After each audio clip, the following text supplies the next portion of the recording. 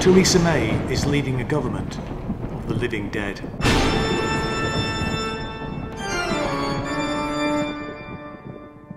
Theresa May is a dead woman walking. It's just how long she's going to remain on death row.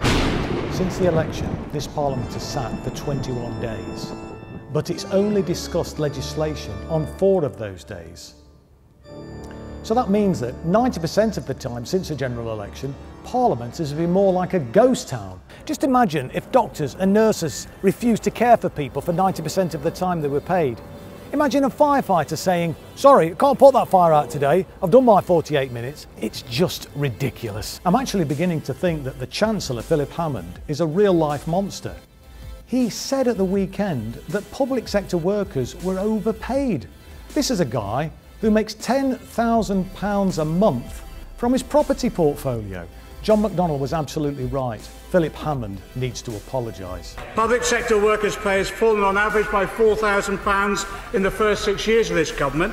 1 in 5 NHS staff are forced to take a second job.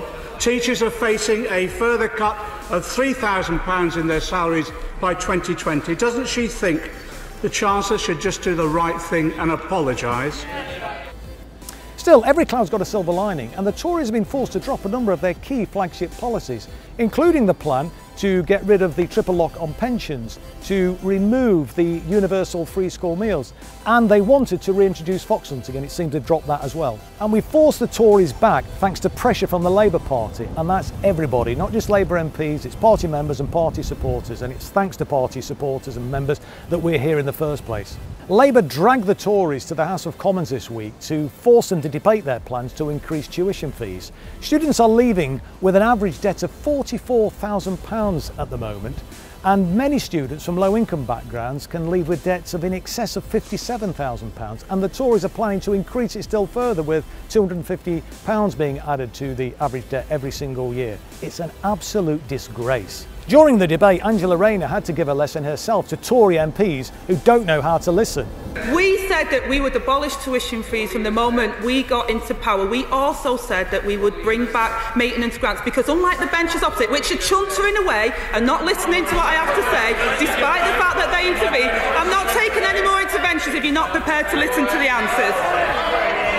As Parliament goes into recess, we mustn't forget the Grenfell tragedy. I went to visit the site this week and spoke to some of the survivors and appeared on the Victoria Derbyshire show. And I've got to say, I think, were we to have continued with the system they had in place back in 1979, when local authorities used to provide public housing, I think around about 40% of the population lived in council housing at that time, I'm absolutely convinced that we wouldn't have had this tragedy. But this is something that the inquiry does need to get to the bottom of. This week saw the ludicrous spectacle of Justine Greening, the Education Secretary, saying she was going to put an extra £1.3 billion into education. But the truth is she's robbed that from elsewhere in the education budget. The simple fact is there's no new money for education, and the Institute of Fiscal Studies made it perfectly clear that between 2015 and 2019 there will be a 4.6% real terms reduction in spending on education in this country.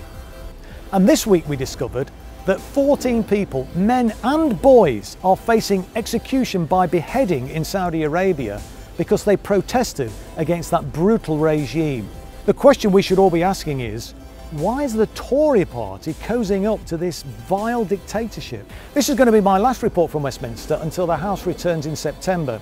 But as we go on our summer holidays, I just want to spare a thought for the families who are going to be under incredible pressure this summer. Now, there's 1 million kids in England who are on free school meals, and there's a further 2 million low-income families who are going to be under incredible pressure, having to take time off work to look after their children. So we've got a situation here where there are 3 million children at risk of going hungry over the summer period. That is an absolute scandal. And you know, for just £5 a day, none of those kids would need to go hungry if that money was given to local authorities to make sure that they could get a meal each day. That's equivalent to just 0.5% of the bribe that Theresa May gave to the DUP in order to cling to power. So see you in September. In the meantime, don't forget to like the page, share the video, and if you ever need any help, you know where I am, please feel free to get in touch.